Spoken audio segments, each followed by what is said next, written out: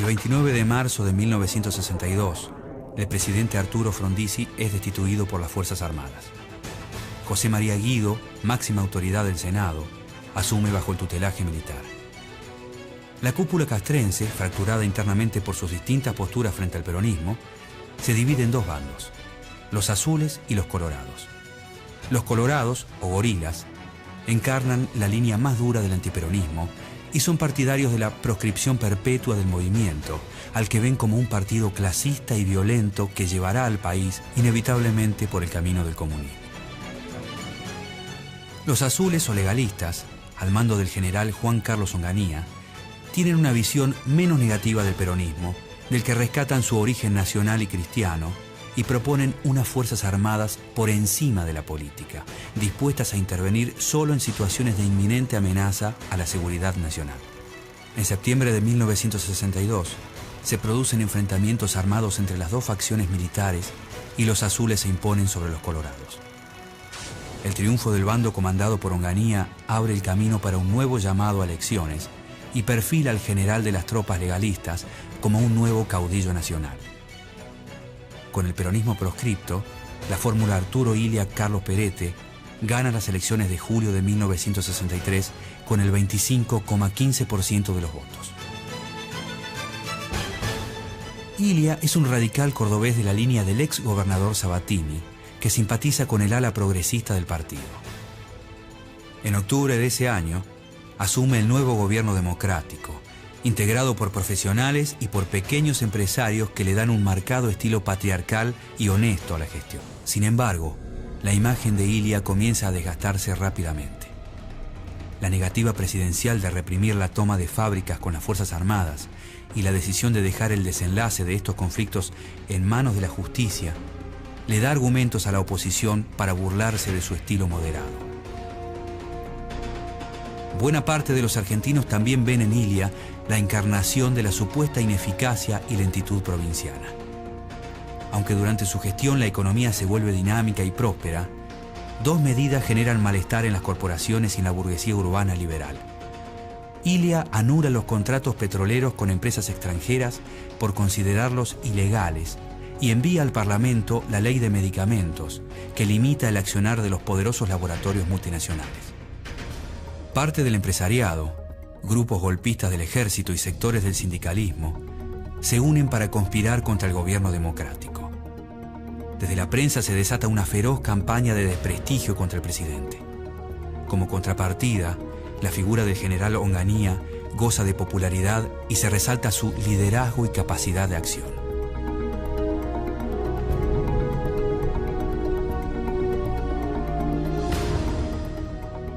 En noviembre de 1965, Onganía presenta su renuncia como comandante en jefe del ejército argentino.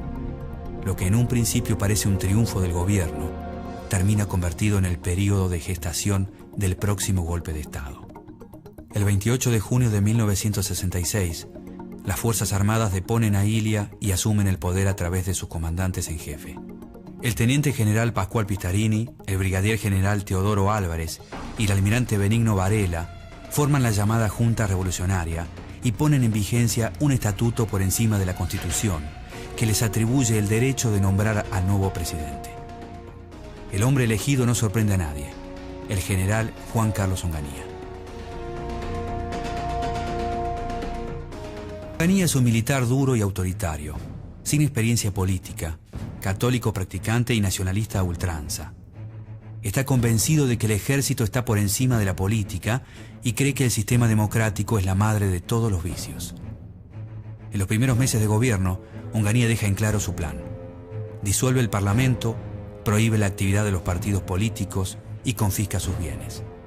La actividad sindical es desarticulada y acallada con violencia. Pero el eje principal de la represión está puesto en el comunismo y especialmente en la militancia universitaria. La censura se convierte en una herramienta habitual del régimen. No solo la sufren los medios de comunicación, sino también las costumbres. Se persigue a las parejas en las plazas, se clausuran locales nocturnos, no se permiten ni las minifaldas ni el pelo largo en escuelas y en oficinas públicas. El cierre de la revista de humor Tía Vicenta precede a una serie de clausuras de empresas periodísticas. La revista ilustra su tapa con una morsa, animal con el que solía identificarse al presidente Onganía, y con un epígrafe: la era de la morsa ha comenzado. La ola de prohibiciones no solo alcanza a las publicaciones opositoras. Cuando Primera Plana publica un artículo sobre los enfrentamientos entre el general Alejandro Agustín Lanusse y el presidente, el gobierno clausura el semanario desde cuyas columnas se había forjado pacientemente la imagen de Onganía y de la revolución. Para el presidente, la revolución no tiene plazos, sino objetivos. Onganía anuncia las 3 etapas de su programa de gobierno inspirado en las bases de Alberdi. El tiempo económico, destinado a lograr la estabilidad; el tiempo social, en el que se distribuirían las riquezas alcanzadas en la etapa anterior; y finalmente el tiempo político, en el que se llevaría a cabo la transferencia del poder a nuevas organizaciones representativas de la sociedad, lo que desplazaría a los partidos políticos tradicionales. El encargado de crear las condiciones necesarias para iniciar el tiempo social es el ministro de Economía Adalbert Krieger Bacena, un economista liberal cercano a los organismos financieros internacionales y asesor de empresas extranjeras. A comienzos de 1967, Bacena y su equipo de técnicos liberales presentan un plan de desarrollo industrial basado en las inversiones extranjeras. El plan Bacena busca una estabilidad prolongada. Para ello devalúa la moneda un 40%, elimina los controles cambiarios y con los sindicatos sometidos se congelan los salarios por 2 años. El Estado pide un préstamo al Fondo Monetario Internacional y renueva los contratos petroleros, decidido a desnacionalizar la economía a favor de las corporaciones extranjeras. El gobierno de facto se mueve en la contradicción.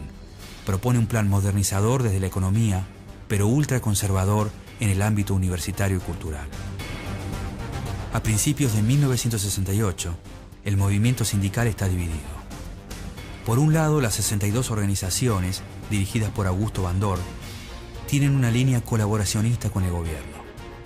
Las 62 en pie, en cambio, no convalidan el régimen militar, pero tampoco mueven a los trabajadores en su contra. En marzo nace en la CGT un sector de oposición dirigido por Raimundo Ongaro. Aunque desafían sin éxito al gobierno, los conflictos en el interior y la aparición de cuadros sindicales como el de Agustín Tosco le dan nueva vida a la resistencia. Debido a la eliminación de los subsidios, gran parte de los ingenios azucareros de la provincia de Tucumán se ven obligados a cerrar, dejando sin empleo a miles de trabajadores. Lo mismo sucede con muchas empresas de capital nacional, que al no poder competir con sus pares extranjeras, quiebran. Si bien las políticas de ajuste de Krieger Bacena no son nuevas, por primera vez hay un régimen autoritario dispuesto a llevarlas hasta las últimas consecuencias. A pesar de ello, el sindicalismo peronista, representado por los dirigentes Augusto Timoteo Bandor y José Alonso, intenta un acercamiento con el nuevo gobierno. Incluso el mismo Perón, todavía en el exilio, ve con buenos ojos a Onganía, a quien considera un militar cristiano, profesional y anticomunista, con el que se puede llegar a entender. Las esperanzas del peronismo en el nuevo gobierno duran apenas unos pocos meses.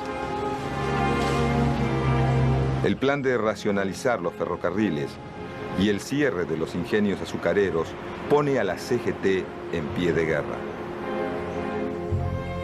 A fines de febrero de 1967, los sindicatos peronistas idean un nuevo plan de lucha, cuya primera medida es declarar una huelga general.